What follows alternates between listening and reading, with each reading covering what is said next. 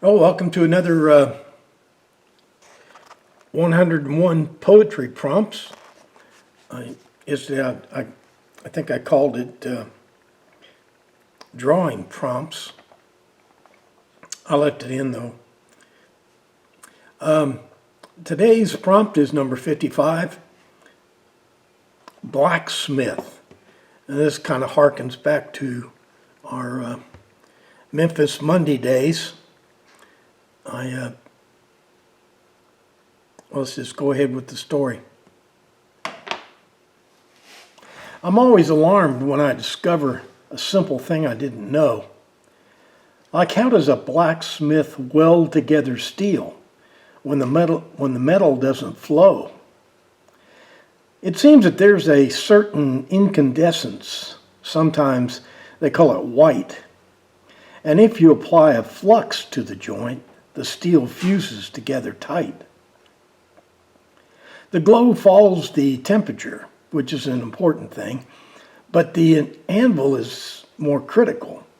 It must have a certain high-pitched ring. Something about how the anvil is made, welded, forged, or cast.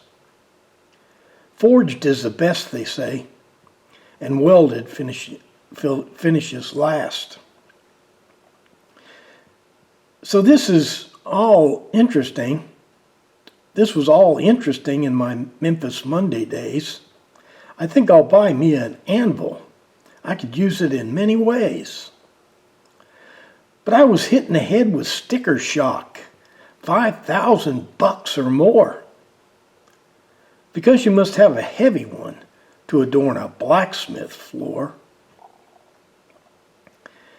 Then add in the tax and shipping. Try shipping 1,000 pounds. And of course I'd need a blacksmith forge, which would likely burn my wood shop down. Okay, that's today's poem. Let's see what we got tomorrow.